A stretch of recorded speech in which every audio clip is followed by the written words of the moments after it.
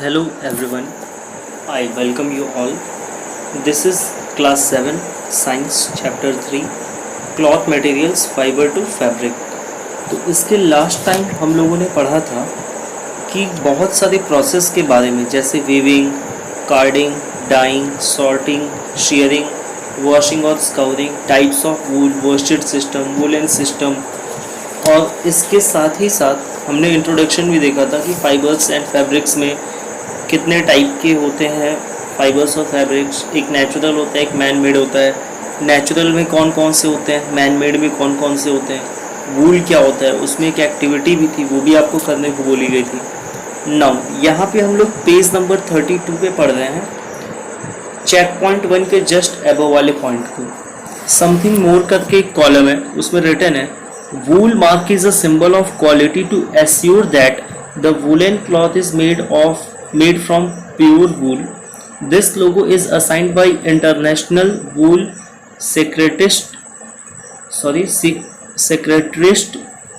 IWS established in North Yorkshire, United kingdom.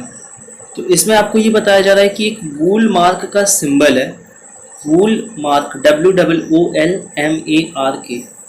इसमें आपको ये समझाने की कोशिश की जा रही है कि जो वूल मार्क का सिंबल है, ये एक तरीके से सिंबल ऑफ क्वालिटी है, जो ये एश्योर करता है, आपको विश्वास दिलाता है कि आप जो वुलन क्लॉथ खरीद रहे हो वो वुलन क्लॉथ प्योर वूल का बना हुआ है। This logo is assigned by international wool secretariat IWS established in north Yorkshire, United kingdom. और ये लोगो इंटरनेशनल वूल सेक्रेटरिएट के द्वारा बनवाया गया है, एस्टेब्लिश दिया गया है, असाइन किया गया है, जो कि नॉर्थ यॉर्कशायर में है, यूनाइटेड किंगडम में। नाउ आपके सामने है check point 1, what is the removal of hair from sheep called. मतलब कि एक क्वेश्चन आपसे पूछा जा रहा है अभी तक जो भी पढ़ाया गया है उसके बेस पे, कि removal of hair from sheep को हम क्या कहते हैं। तो ये आपको सर्च करके आंसर को राइट करना है और इसे मुझे आप सेंड करेंगे, और जिन भी बच्चों का मुझे ऑल क्वेश्चन करेक्ट लगेगा मैं उसको पब्लिश करूँगा, यहाँ पे शो करने की कोशिश करूँगा। Now the second question is which type of wool fibre is strong and smooth to touch. ये भी आपको कल पढ़ाया गया था, लास्ट टर्म में पढ़ाया गया था। What feature determines the quality of wool. कौन सा फीचर है जो वूल की क्वालिटी को निर्धारित करता है। The fourth question is name the country that tops in wool production. जो वूल प्रोडक्शन में टॉप में कंट्री है उसका नेम आपको बताना है। तो वो कल हमने देखा था और आई होप कि आपको याद होगा, और अगर नहीं याद होगा तो बस एक पेज को पीछे टर्न कीजिएगा, आपको आंसर मिल जाएगा। The next question is name the organisation which confers wool mark logo. उस ऑर्गेनाइजेशन का नेम बताइए जो वूल मार्क लोगो को कन्फर्म करता है, निर्धारित करता है। तो इसका आंसर तो मुझे लग रहा है इस पेज में ही है। Now coming to the next point, और ये आपका आज का होमवर्क है, ये करना ही है। Now the point is silk. अब हमारे पास एक टॉपिक है सिल्क। सिल्क के बारे में पढ़ते हैं। Silk is a strong but light and soft cloth having shimmering appearance। Silk एक मजबूत, हल्का, सॉफ्ट कपड़ा होता है जिसका शिमरिंग अपीयरेंस होता है। The silk fibres are also animal fibres obtain from the cocoons of silk moth और सिल्क वॉर्म। तो सिल्क फाइबर जो होते हैं वो एनिमल फाइबर होते हैं बट नेचुरल ही है, और ये ककून ऑफ सिल्क मॉथ से पाए जाते हैं, उससे निकालना पड़ता है, निकाले जाते हैं। The rearing of silk moth for obtaining silk is called sericulture. तो सिल्क के मॉथ्स का, आप कह सकते हो कीड़ों का जो रियरिंग है, पालन करते हैं हम सिल्क को प्राप्त करने के लिए, इसे कहते हैं सेरीकल्चर, यानी कि रेशम कीट पालन हिंदी में कहते हैं। तो रेशम के कीड़ों को इतना पाल ही लिया जाता है कि उससे पूरा रेशम निकाला जा सके और उससे कपड़े बनाए जा सके। क्योंकि उस केस में अगर आपको रेशम से कपड़े बनाने हैं फैब्रिक बनाना है तो बहुत ही ज़्यादा क्वांटिटी में चाहिए होता है, तो इसके लिए इसकी रेयरिंग करनी पड़ती है। Something more, silk is the strongest of all natural fibres. Silk सभी नेचुरल फाइबर्स में सबसे स्ट्रॉन्ग है। It is even stronger than the steel fibre of same thickness.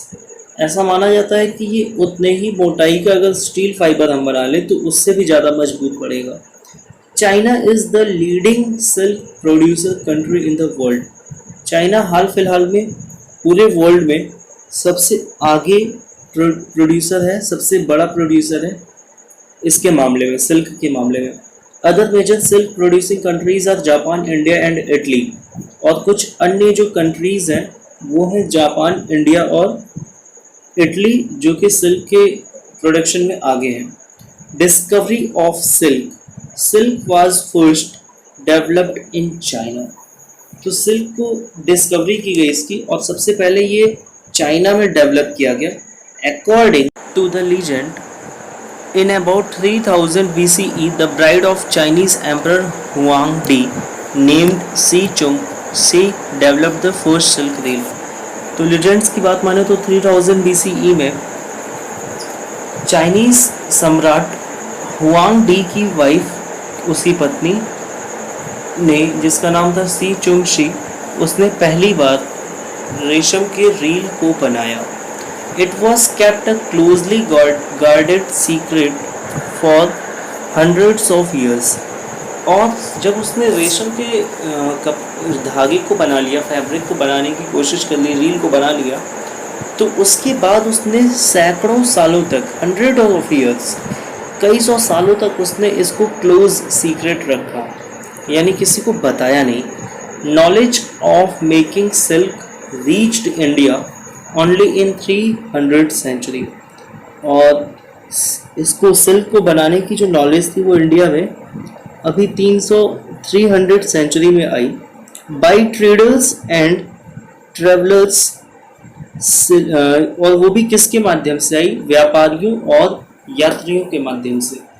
क्योंकि पहले जब आज की तरह सोशल मीडिया तो था नहीं पहले, तो पहले अगर कोई नॉलेज एक जगह से दूसरी जगह ट्रांसफ़र होती भी थी तो उसके ये मेन टू ही वजह होती थी। या तो कोई ट्रैवलर, यात्री आया हो इंडिया, वो यहाँ से कुछ जानकारी लेके जाए और अपनी कंट्री में बताए और वहाँ की कुछ इन्फॉर्मेशन यहाँ पे दे दे, या फिर उस चीज़ का व्यापार होने लगे। अब आगे देखो आप, silk moths were also traded to European countries. Silk moths को यूरोपीय देशों में भी बेचा जाने लगा था। But they could not survive due to the cold weather. लेकिन ये जो सिल्क मॉथ्स होते थे, यूरोप का वेदर जो है वो काफ़ी ठंडा होता है, तो वहाँ पे ठंडी की वजह से वो सर्वाइव नहीं कर पाते, जीवित नहीं रह पाते, मर जाते थे। However Italy became silk centre for western countries of Europe. लेकिन फिर भी इटली जो है वो अब वेस्टर्न कंट्रीज के बीच सिल्क का सेंटर बना। नाउ अब आप देखो, सोर्सेज ऑफ सिल्क, सिल्क के क्या क्या सोर्सेज होते हैं, कहाँ कहाँ से मिलता है। The best quality of silk is obtained from the cocoons of silk moths. Best quality का जो सिल्क है वो सिल्क मॉथ के ककून्स से मिलता है, जिसका नाम है Bombyx Mori. Its caterpillar feeds on the leaves of mulberry tree. इसका जो, इस प्रजाति का जो कैटरपिलर होता है वो मलबरी ट्री के पत्तों पे जीवित रहता है, यानी ये उसका सेवन करता है, उसको खाता है। The variety of silk moth is cultivated in China and mountainous region of northern India. तो इस वैरायटी का, इस तरीके का जो सिल्क है, सिल्क मॉथ है, उसको चाइना में कल्टीवेट किया जाता है, उगाया जाता है, और भारत के नॉर्दर्न रीजन में, उत्तरी भागों में जहाँ पे माउंटेनियस एरिया है, वहाँ पे इसको कल्टीवेट किया जाता है, उगाया जाता है। Wild silk called tussar is obtained from silk moths that feed on oak leaves. और अगर वाइल्ड सिल्क की आप बात करो, जिसे टेसार कहते हैं, वो ऐसे सिल्क मॉथ से पाया जाता है जो कि ओक ट्री पे रहते हैं, ओक ट्री के पत्ते वगैरह खाते हैं। अब आप सोच रहे होंगे कि ये ओक ट्री क्या है, तो इसे हिंदी में कहते हैं शाहबलूत का पेड़। ये काफ़ी लंबा चौड़ा होता है। Oak grows wildly in India and China, और ओक ज़्यादातर इंडिया और चाइना में उगता है। Muga silk is obtained from another variety of silk moth found in Brahmaputra valley. Muga silk एक और दूसरी किस्म का जंगली तरीके का सिल्क है जिसे कि ब्रह्मपुत्रा वैली में पाया जाता है, ब्रह्मपुत्र की घाटी में पाया जाता है। The next point is, the next topic is life history of silk moth, यानी कि सिल्क मॉथ की लाइफ हिस्ट्री क्या होती है। इसे बड़ा डिटेल में पढ़ना पड़ेगा, आप इसको समझो ज़रा। The female silk moth lays hundreds of tiny eggs on the mulberry leaves। तो जो फीमेल सिल्क मॉथ होती है वो सैकड़ों छोटे छोटे अंडे देती है मलबरी के पत्तों के ऊपर। The larva that hatch out the eggs are called caterpillars, और वो लार्वा जो इन अंडों को सेता है उसे हम कहते हैं caterpillar. Caterpillars feed on mulberry leaves vigorously and grow in size। तो जो कैटरपिलर्स होते हैं वो पूरी तरीके से मलबरी लीव्स पे ही जिंदा रहते हैं, उन्हीं को खाते हैं, उसी पे जिंदा रहते हैं और ये साइज में बढ़ते रहते हैं।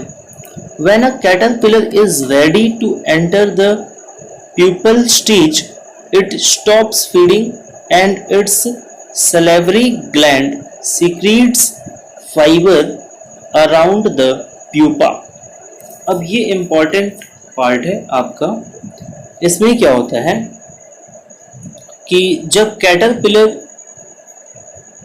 प्यूपल स्टेज में जाने को रेडी हो जाता है तो इट स्टॉप्स फीडिंग, तो ये खाना खाना बंद कर देता है। And it's salivary gland secrets fibre, और इसकी जो सलाइवरी ग्लैंड होती है वो फाइबर को निकालती है अराउंड द प्यूपा, प्यूपा के चारों ओर। The fibre is made of protein, और ये फाइबर प्रोटीन से बना होता है। प्रोटीन आप समझते हैं क्या है, which hardens on exposure to air, जो हवा के संपर्क में आने पे काफ़ी हार्ड हो जाता है। And forms a cover around the pupa, और ये प्यूपा के चारों ओर एक कवर यानी कि आवरण, ढक्कन टाइप का बना लेता है। This cover around the pupa is called cocoon, और ये जो प्यूपा के चारों ओर बना हुआ कवर है इसे हम ककून कहते हैं। Cocoon is ball shaped and is formed of silk fibre. Cocoon ball के शेप का होता है और सिल्क फाइबर से बना होता है। तो उम्मीद है कि इतनी बातें आपको समझ में आई होंगी। कल फिर हम इसको डिस्कस करेंगे और इसके आगे बढ़ेंगे, और कल थोड़ी इसकी डिटेलिंग कर दी जाएगी जिससे आपको ये कम्प्लीटली समझ में आ जाए। तो उम्मीद है कि आप पढ़ाई सही से कर रहे होंगे, बुक्स को सामने रख के पढ़ रहे होंगे। केवल लेट के वीडियो देखने से पढ़ाई नहीं होती, बुक्स को भी सामने रखना पड़ता है। So thank you for attending this session.